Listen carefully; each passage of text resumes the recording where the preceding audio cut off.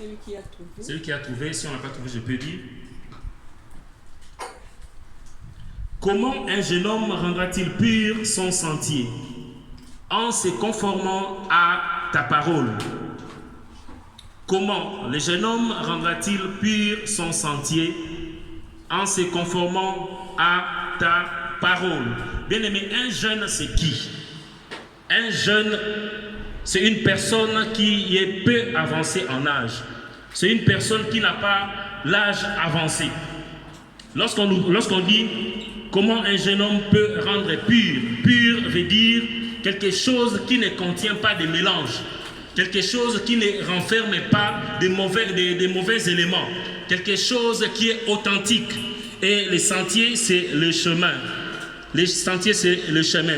Bien aimé, la jeunesse a besoin d'être orientée. La jeunesse a besoin d'être éclairée. La jeunesse a besoin d'être guidée. Parce que David avait compris que pendant la jeunesse, il y a beaucoup de choses qui se passent. C'est pendant la jeunesse que des vies sont détruites. C'est pendant la jeunesse que des destinées sont gâchées. C'est pendant la jeunesse que les enfants de Dieu se perdent. C'est pourquoi David dit, la meilleure façon ou l'unique façon de rendre pur son sentier, c'est de se conformer à la parole de Dieu. Amen, amen. C'est de se conformer à la parole de Dieu. On a besoin d'être guidé lorsqu'on est jeune. Parce que dans la jeunesse, déjà dans la jeunesse, on n'a pas besoin de quelqu'un pour nous tenir afin de marcher. Lorsqu'on est jeune, on n'a pas besoin que quelqu'un puisse nous tenir pour s'élever. On n'a pas besoin de quelqu'un pour prendre nos décisions. Et parfois et souvent, les décisions de la jeunesse sont des mauvaises décisions. Parce que nous sommes dans un monde où il y a la modernisation. Dans un monde où il y a tout. Dans un monde où les diables opèrent plus dans la jeunesse. Nous savons tous aujourd'hui, si on doit faire un exercice, un petit exercice, si on pose la question aujourd'hui, que maman prenne le téléphone de tout un chacun, que maman prenne les téléphones de tous les jeunes. Si on devait faire ce petit exercice, maman va voir des choses et des choses. Amen, amen. On va découvrir des choses et des choses. Mais nous sommes les enfants de Dieu, nous sommes appelés chrétiens. Mais est-ce que la réalité, est-ce que nous gardons notre identité? C'est ça la question qu'on doit se poser ce soir. Est-ce que nous avons encore notre identité? Bien-aimés, c'est bien bon de dire que nous sommes chrétiens, c'est bien bon de vanter d'aller à l'église tous les jours, mais souvent, lorsqu'on dit qu'on est chrétien, c'est parce qu'on a une partie seulement des chrétiens. Jésus est mort à la croix pour nous, il nous a sauvés. Il est notre Seigneur et Sauveur. Est-ce que Jésus est ton Seigneur? C'est ça la grande question qu'il faut se poser. Est-ce que Jésus est réellement ton Seigneur? Parce que le Seigneur signifie maître. Cela veut dire que quand tu as Jésus dans ta vie, quand tu es chrétien, tu dois marcher selon la voie de Dieu. Quand tu es chrétien, tu dois respecter, tu dois te laisser guider par Jésus. Qu'est-ce que nous ne voyons pas parmi les jeunes? Qu'est-ce que nous ne voyons pas parmi les jeunes? Lorsqu'on est jeune, on a la capacité, ou bien on a toutes les aptitudes physiques et mentales pour prendre nos décisions. Mais souvent, les décisions de la jeunesse ne sont pas des bonnes décisions. C'est pourquoi lorsque on m'a informé qu'il y avait une activité de jeunes et avec ce thème, j'étais très content. Je me suis dit, il y a beaucoup de choses à dire. Amen. Ce thème est tellement vaste que en une journée d'ailleurs, on ne saura pas finir. C'est tellement vaste et c'est la clé. Parce que lorsqu'on comprend ce thème, lorsqu'on met en application ce que David a dit, notre chemin est éclairé. Lorsqu'on comprend ce que David a dit, lorsqu'on met en application, on va marcher de mieux en mieux, de gloire en gloire. David était jeune, il a fait des bêtises. Et j'aimerais vous dire que c'est pendant la jeunesse que la vie, comme je disais tantôt, est détruite. Et les erreurs de la jeunesse, les conséquences de la jeunesse nous sont collées jusqu'à la fin de nos jours. Bien aimé, que lorsque tu n'as pas bien marché dans ta jeunesse, sache que tu vas les payer même lorsque tu seras vieux. C'est pourquoi nous avons intérêt à marcher selon la voie de Dieu, à marcher selon la parole de Dieu. Amen, amen. Amen. Nous avons intérêt à marcher selon la parole de Dieu.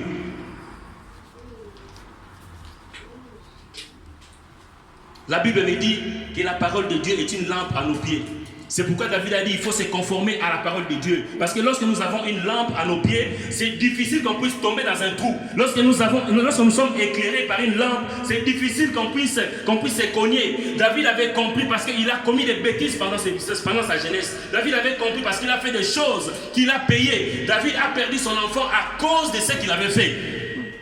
À cause de ce qu'il avait fait, il a payé. Les conséquences de la jeunesse sont réelles. C'est pourquoi nous devons faire très attention de la façon dont nous marchons lorsqu'on est jeune. Et c'est lorsqu'on est jeune qu'on a des désirs, surtout ça. C'est surtout lorsqu'on est jeune qu'on a des désirs. Parce qu'on a la force. Lorsqu'on est jeune, on a la force, on a la vigueur, on a la capacité de faire tout ce qu'on veut. On a même l'intelligence de mentir, de tromper les parents lorsqu'on est jeune. On a des stratégies pour comment contourner les parents, comment faire des choses en sorte que les parents ne soient pas au courant. C'est dans la jeunesse. On développe des stratégies et des stratégies. Tous nous sommes jeunes ici. Je ne vois pas les vieux. Tous nous sommes jeunes ici. Dans cette salle, nous sommes des jeunes, tous. Et les papas et les mamans, tous nous sommes jeunes. Parce qu'il n'y a personne qu'on tient avant de marcher. Tous est venu, il a marché tout seul, n'est-ce pas? Tout le monde a marché tout seul, n'est-ce pas? Est-ce qu'on a tenu quelqu'un à la main pour rentrer ici? Tous nous sommes jeunes. Et ces messages nous concernent nous tous. Ça nous concerne nous tous, en commençant par moi-même.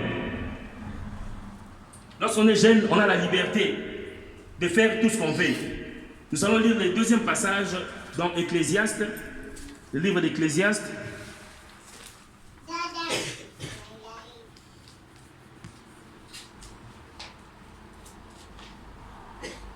Je ne sais pas si j'ai combien de minutes, mais... Combien de minutes? Pardon? 30 minutes. On va s'efforcer. Celui qui a trouvé peut lire Ecclésiaste, le chapitre 11, le verset 9 à 10.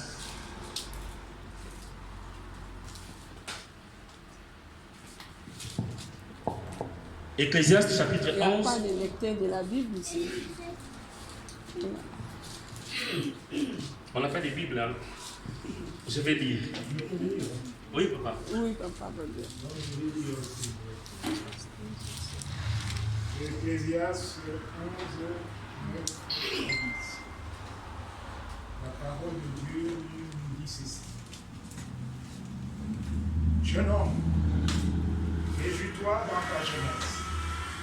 Livre ton cœur à la joie pendant les jours de ta jeunesse. Marche dans le voie de ton cœur et selon les regards de tes yeux.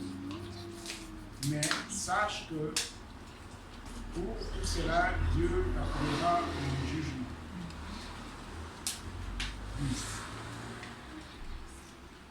Bannis de ton cœur le chagrin et éloigne le mal de ton corps. Car la jeunesse et l'aurore sont vanité. Amen, amen. Amen. Jeune homme, réjouis-toi dans ton adolescence. Ça, c'est ma version. Réjouis-toi dans ton adolescence. Livre ton cœur à la joie durant ta jeunesse. Marche en suivant les voies de ton cœur et les regards de tes yeux. Cependant, sache que pour tout cela, Dieu t'appellera en jugement. Chasse le chagrin de ton cœur et éloigne le mal de ton corps. Car l'adolescence et la jeunesse partent en fumée. Amen, amen. Amen. Lorsqu'on est jeune, la Bible nous dit de se réjouir. On a la liberté de se réjouir. On a la liberté de faire tout ce qu'on veut lorsqu'on est jeune. Mais nous sommes appelés à un jugement. Bien-aimé, la façon dont tu conduis ta vie, la façon dont tu marches, la façon dont tu gardes ton identité des chrétiens, à la fin, un jour, le jugement t'attend. C'est pourquoi nous avons intérêt à contrôler notre vie. Nous avons intérêt à contrôler notre marche. Nous avons intérêt à se discipliner en tant que chrétiens. Et la deuxième partie de ce passage nous dit, de ce verset nous dit, éloigne le mal de ton corps, de ton cœur plutôt, car l'adolescence et la jeunesse partent en fumée. Éloigne le mal de ton cœur. Éloigne le mal. On a dit de ton cœur et de ton corps. Mais le mal, c'est quoi? Le mal, c'est quoi? Le mal, c'est le vol. Le mal, c'est la drogue. Le mal, c'est la cigarette. Le mal, c'est l'impudicité. Le mal, c'est la masturbation. Le mal, c'est l'infidélité. Le mal, c'est l'adultère pour ceux qui sont mariés. Tout ça, c'est le mal. On nous dit de nous éloigner parce que c'est là qui détruit notre vie. La Bible me dit que un chrétien, le corps que tu portes, c'est le temple de Dieu. Comment dois-tu saboter les temples de Dieu? Comment dois-tu détruire les temples de Dieu? Lorsque tu fais l'impudicité, tu es en train de saboter Jésus. Tu es en train de saboter les dieux qui habitent en toi. Lorsque tu as l'Esprit de Dieu en toi, Dieu habite en toi et tu détruis la maison de Dieu. Tu détruis la maison de Dieu. Éloigne les mains de ton corps. Tu vas me dire que parfois il y a des églises qui autorisent de fumer, tout ça. Je ne suis pas là pour te juger, mais je suis là pour t'encourager. Je ne suis pas là pour te condamner, je suis là pour t'encourager. Parce que la Bible est claire. Et la Bible, il n'y a pas de péché de l'Afrique et les péchés de l'Europe. Tous, ce sont des péchés. Il n'y a pas une différence. Quand tu vis en Europe, tu te conformes à la mode de l'Europe. Si tu pêches, tu pêches. Il n'y a pas deux sortes de péchés. Les péchés de l'Europe et les péchés d'ici, c'est le même péché. Amen. C'est le même péché. 2 Timothée, le chapitre 2, le verset 22. 2 Timothée 2, verset 22. Je pars vite parce que en 30 minutes, c'est un peu difficile qu'on puisse terminer ce qu'on a prévu. 2 Timothée, le chapitre 2, le verset 22.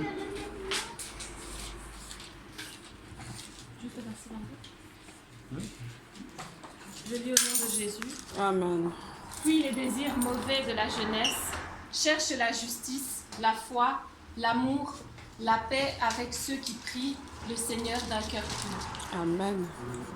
À ma version, fuis les passions de la jeunesse et recherche la justice, la foi, l'amour, la paix avec ceux qui font appel au Seigneur d'un cœur pur. Repousse les spéculations folles et stupides, sachant qu'elles font naître des conflits. Sachant qu'elles font naître des conflits. J'aimerais ici encourager tout un chacun. La Bible nous dit de fuir. Il y a une nuance. Lorsque je lisais un passage dans la Bible, j'ai trouvé qu'il y a une nuance. Lorsqu'il s'agit du diable, la Bible nous dit de résister.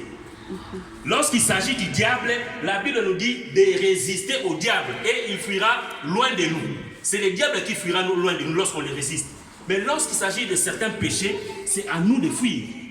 Parce qu'il y a des péchés où tu ne peux pas résister. Il y a des péchés, même si tu es rempli du Saint-Esprit, si tu ne fuis pas, tu vas tomber. C'est pourquoi nous avons vu Joseph fuir. Joseph a fui. Amen. Il avait compris que si je restais là-bas, malgré que je suis Joseph, je vais tomber. C'est pourquoi il a fui. Il y a des péchés que nous devons fuir. Il y a des péchés que nous devons fuir dans notre vie. Les diables, on peut bien les résister. Au nom de Jésus, il va partir. Mais les péchés, ce n'est pas au nom de Jésus, mais c'est en fuyant que tu vas éviter le péché. Ce n'est pas au nom de Jésus.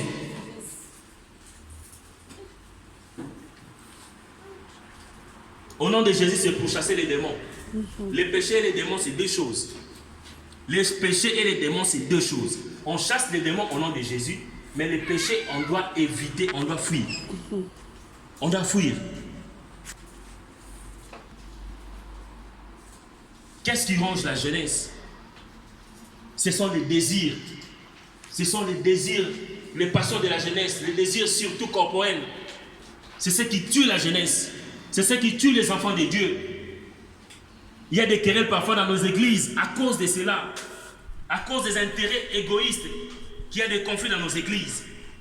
Bien aimé, ici, j'aimerais encourager les sœurs et frères qui craignent Dieu. J'aimerais encourager les frères et sœurs qui marchent dans la sanctification. J'aimerais encourager ce soir